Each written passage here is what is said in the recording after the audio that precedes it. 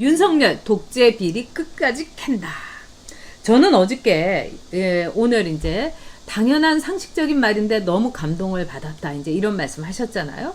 근데 윤석열 총장이 어저께 얘기한 거는 굉장히 임팩트가 있습니다. 그리고 제가 느낀 거, 윤석열 총장은 굉장히 지적인 사람이라는 생각이 들었어요. 사실 검사들 지적인 거하고는 약간 거리가 멀고, 뭐 윤석열 총장을 봐더라도 뭐 사건 수사하고 그럴 때 막 점퍼 입고 막 넥타이 이렇게 하고 막 이제 좀 냄새도 나고 그런 아저씨일 것 같잖아요. 땀 냄새도 나고. 근데 제가 어저께 윤석열 총장이 쓴 이렇게 전문을 읽어봤는데, 이거는 윤석열 총장의 채취가 굉장히 많이 들어가 있더라고요. 그래서 본인이 썼다는 걸 제가 알 수가 있었고, 왜? 이 청문회라든가 이 국회에서 답변할 때 굉장히 답변을 잘합니다. 근데 그 사람이 답변을 잘하고 말이 정돈돼 있다는 거, 말을 잘한다. 그러니까 뭐 유시민이처럼 궤변을 하거나 교원 영색과 혹세무민을 하는 게 아니라 뚝뚝 던지잖아요. 윤석열 총장은. 응? 복수를 나보고 하라고요? 복수를 하면 그게 깡패지 검사입니까? 뭐 이런 말이라든가. 응? 나는 개인에게 충성 안 합니다. 저도 그게 저의 목표였습니다. 그렇지만 제가 그 얘기는 윤석열 총장보다 더 일찌감치 했지만은 제가 윤석열 총장한테 저작권을 얼마든지 드리겠습니다. 왜? 너무 또 윤석열 총장이 그냥 그 초야에 묻힌 총장 검사 시절에 또 먼저 했을 수도 있는 거고요.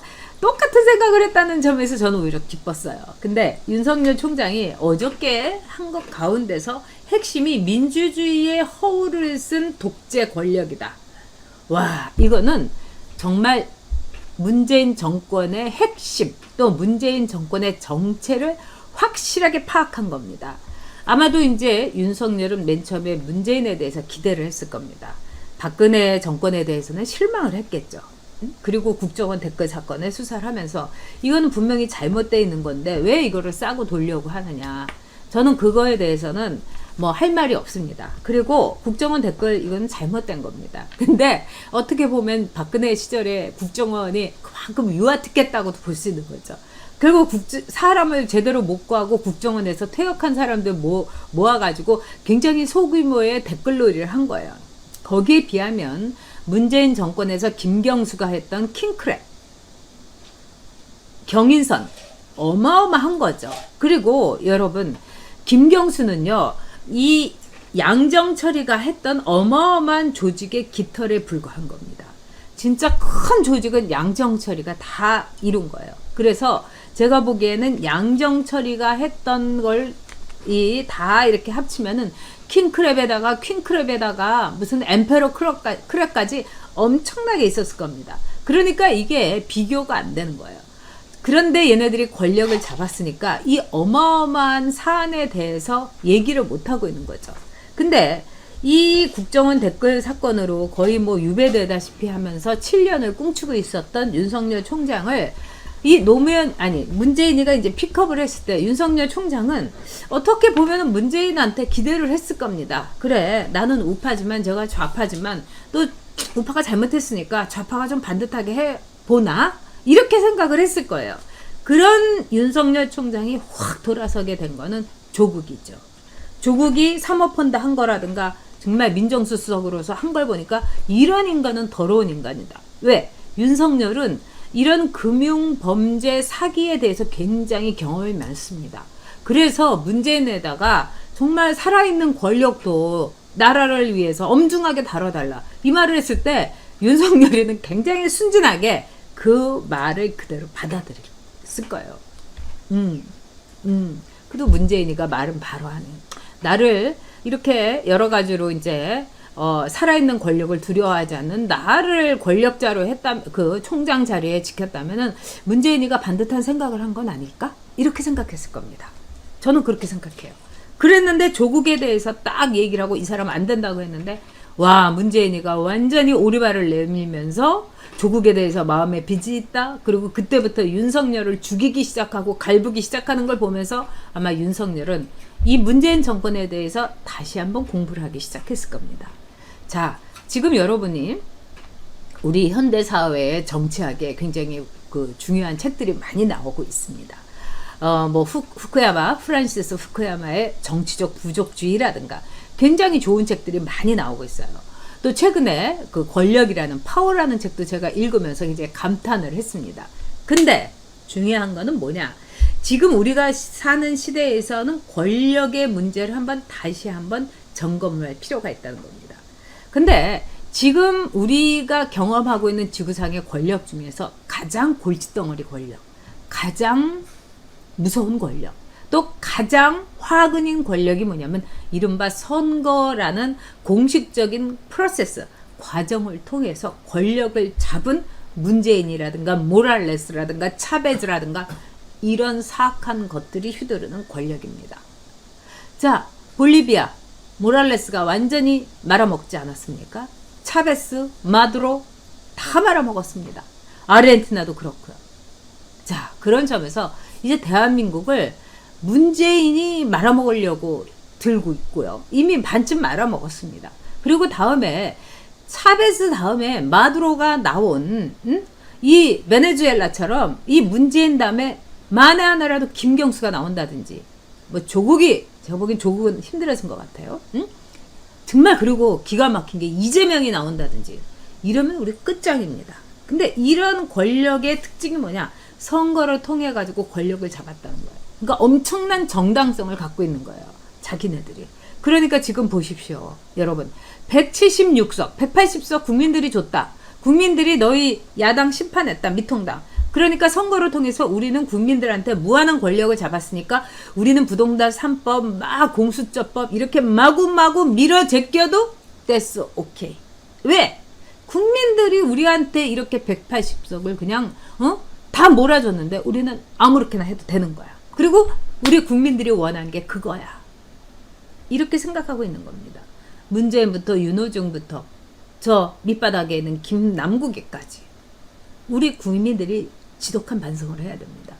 저는 어저께 윤석열 총장이 민주주의의 허울을 쓴 진짜 너울을 쓴 탈을 쓴 독재 권력이다. 이거는 제가 보기에는 문재인 정권에 대해서 선전포고를 한 겁니다. 그러니까 추미애, 너 같은 삼녀하고 얘기 안 해. 이제 나는 문재인하고 싸우겠어. 문재인에 대한 말하자면 선전포고인 겁니다. 그리고 이 윤석열 총장은 그래 죽여. 나 죽여봐. 어떻게 되는지. 그리고 나는 정말 문재인 너 하고 싸우다가 너 죽고 나 죽고 할 수 있다. 이런 각오를 하고 있는 겁니다. 자, 윤석열 총장은 문재인하고 싸워갖고 문재인 죽이고 윤석열 총장도 죽일 수 있어요. 제 말이 무슨 뜻인지 여러분 알고 계실 겁니다. 자기가 죽기를 각오한 사람은 다른 사람 죽일 수 있습니다. 더구나 윤석열 총장은 지금 문재인에 대해서 선거 권력의 허울을 쓴 독재 권력이다. 이렇게 규정을 한 겁니다. 그렇다면은 윤석열의 일생을 쫙 관통한 것은 뭡니까? 나쁜 놈들은 내가 가만 안 둔다예요. 그래서 정말 저도 열혈 검사들도 많이 만났습니다만 아주 괜찮은 검사들은 많아요. 그리고 제가 이 노무현 정권 때 맨날 검찰에 가서 조사받고 막 그랬거든요. 그러니까 친해진 검사들이 그래서 꽤 있어요. 저를 조사해가지고. 그리고 저를 그 의외로 많은 검사들이 지금 같으면 아마 저 다 기소했을 거예요. 그래서 다 재판에 다 세웠을 텐데 제가 그때 이제 기소당한 제가 이제 걔네들이 고소한 게 한 30몇 건이 됐어요. 제가 이렇게 집에 오잖아요. 그러면은 검찰에서 당신 고소당했으니까 며칠 출석하라, 조사받으러 와라. 이게 이제 하루에도 안 오는 때가 없는 달도 있었어요.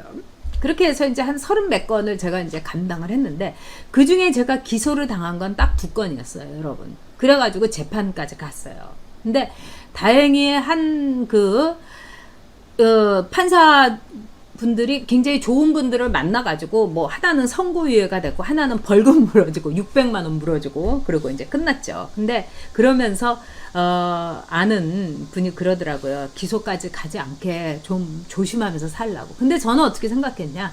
내가 이 정권을 위해서 정말 정권 교체를 위해서 내가 나섰는데 내가 몸을 사리면 어떡하냐.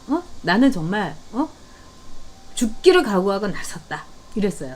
그래서 오늘 그 김부겸이가 조수진하고 그 다음에 배현진한테 너희들 그렇게 저격수 노릇을 하면은 너희들 멍 만든다 이렇게 얘기했죠.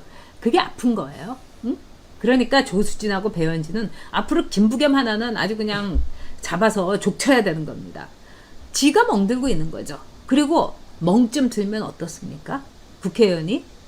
저는 제가 국회의원 할 때 몸이 만신창이가 됐어요. 만신창이가. 그래서 또 그 당시에 한나라당에서는 또 저 걱정해주는 사람도 있어요.